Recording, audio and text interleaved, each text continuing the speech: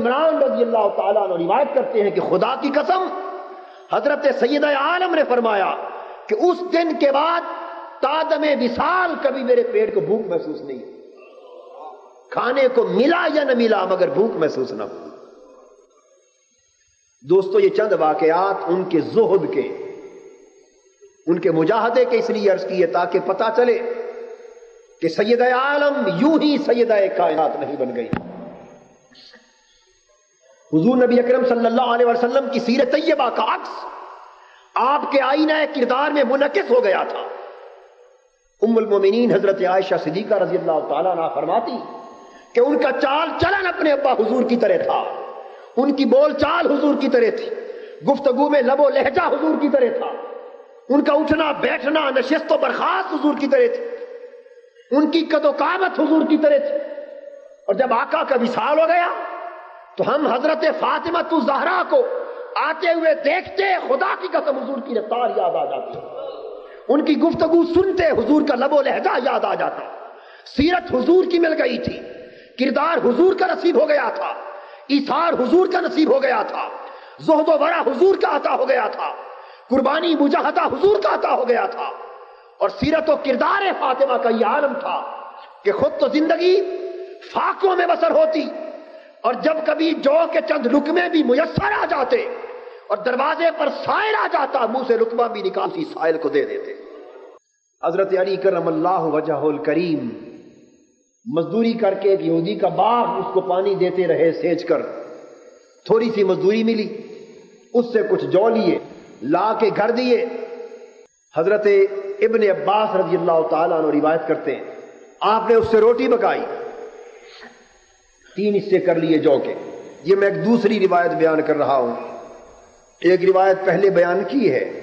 وہ حسنین کریمین کی بیماری کے بعد ان کی صحتیابی کی منت ماننے کی، یہ میں دوسری روایت عرض کر رہا ہوں۔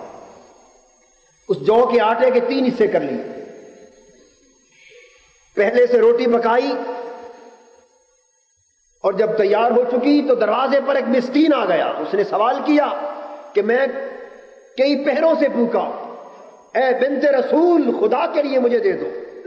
ابھی لقمہ تناول نہیں فرمایا تھا، وہ سارا کچھ اٹھا کے مسکین کو دے دیا۔ پھر دوسرے حصے کی روٹی تیار کر لی، پھر جب تیار ہو چکی کھانے کے لیے بیٹھے، پھر ایک یتیم آ گیا، اس نے سوال کیا، سب کچھ اٹھا کے اسی کو دے دیا۔ پھر آخری حصہ اس آٹے کا بچ گیا، اس کی روٹی بنائی، پھر روکھی روٹی پانی سے کھانے کے لیے تناول کرنے کے لیے بیٹھے۔ پھر ایک کافر قیدی آ گیا، کافر مشرک قیدی، اس نے سوال کیا، اٹھا کے اس کو دے دیا، اور خود بدستور فاقے سے لیٹ گئے۔ جب مسکین یتیم اور اسیر کو کھلا چکے اور حسب سابق فاقے سے لیٹ گئے، رب کریم نے فرمایا جبرائیل جا میرے محبوب کی بارگاہ میں اور جا کے یہ آیت اتار دے کہ یا میرے محبوب آپ کے ایسے امتی بھی ہیں کہ یطعمون الطعام علی حبہ مسکینا و یتیما و اسیرا، کہ جو خود فقر اور فاقے کی حالت میں ہوتے ہیں اور کھانا تیار کرتے تو خود لقمہ نہیں کھاتے، اٹھا کے کبھی مسکین کو دیتے ہیں، کبھی یتیم کو دیتے ہیں، کبھی اسیر کو دیتے ہیں۔ ان کی سیرت و کردار کو اللہ نے اپنے قرآن کا مضمون بنا دیا۔ یہ ان کی وہی حسبی اور نسبی فضائل کی بنیاد تھی، یہ سیرت و کردار کی یہی عظمت تھی کہ حضور نبی اکرم صلی اللہ علیہ وسلم کی ساری محبتوں کا مرکز حضرت سیدہ عالم بن گئی۔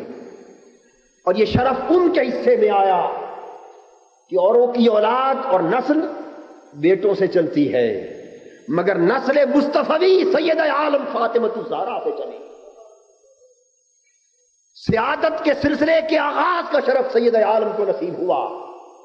اور آپ کو جو لقب ملا سیدۃ نساء العالمین، اس نے سید کے خانوادے کا آغاز کر دیا۔ حضور علیہ الصلوۃ والسلام کا معمول یہ تھا کہ جب کبھی سفر پہ باہر تشریف لے جاتے،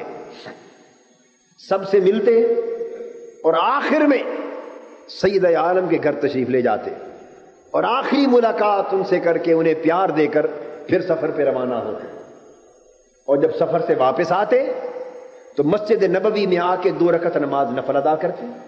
اور پھر سب سے پہلے سیدہ عالم سے ملتے، جاتے ہوئے سب سے آخر، آتے ہوئے سب سے پہلے، ہمیشہ ایسا کرتے۔ ایک روز ایسا ہوا کہ حضور تشریف لائے، طویل سفر، تبلیغی سفر سے، مسجد نبوی میں 2 رکعت نفل ادا فرمائے، حضرت سید عالم رضی اللہ تعالیٰ عنہ کے گھر تشریف لے گئے۔ آپ دوڑ کر آئی استقبال کے لیے، حضور کے چہرے پاک کو دیکھا، سر انور پر بوسہ دیا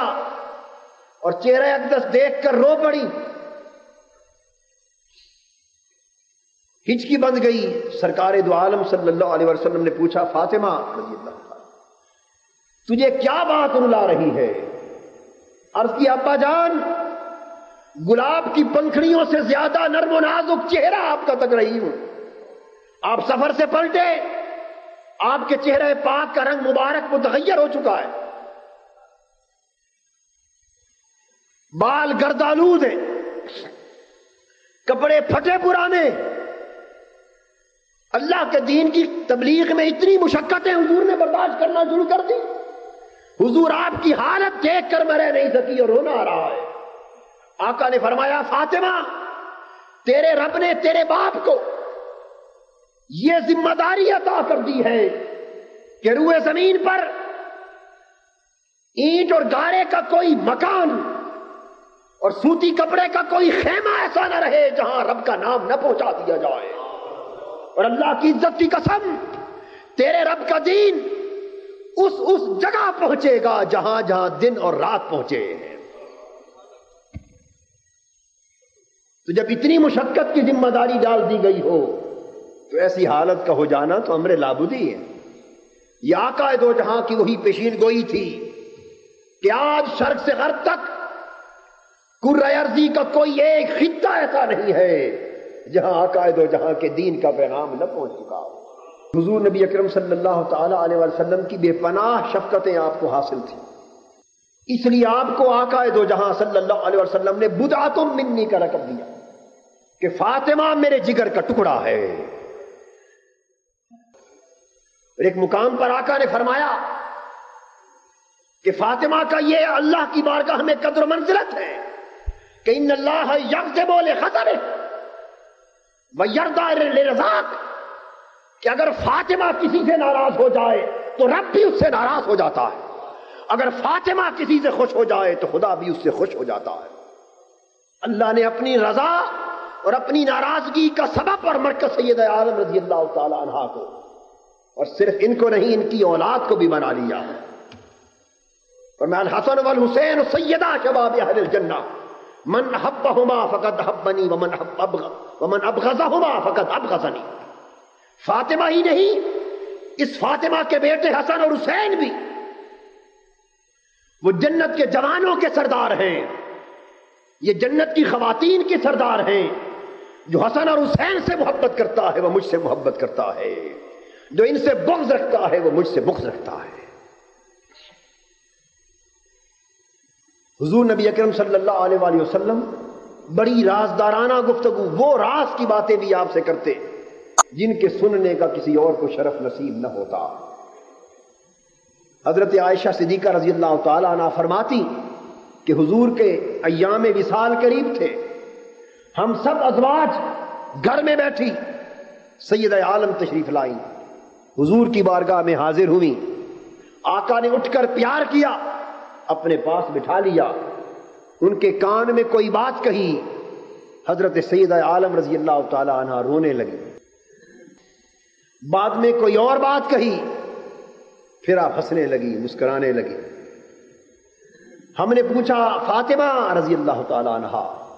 بتائیے تو تھی وہ راز کی بات کیا تھی جس نے پہلے رلا دیا پھر ہنسا دیا؟ آپ نے نہ بتایا کہ میں اس راز کو افشا نہیں کروں گی۔ حضور کا وصال ہو گیا۔ ایک روز پھر ہم نے پوچھا کہ اب تو بتا دیجئے، آپ فرمانے لگی امی جان، جب حضور نے پہلی بات میرے کانوں میں کی اس وقت فرمایا تھا کہ بیٹی فاطمہ اب میرے جانے کا وقت قریب آ گیا ہے۔ ہر سال رمضان میں جبرائیل آ کر ایک مرتبہ قرآن کا ختم میرے ساتھ کرتے تھے، اس مرتبہ 2 ختم قرآن کر گئے اور یہ سجا گئے کہ اب اللہ کی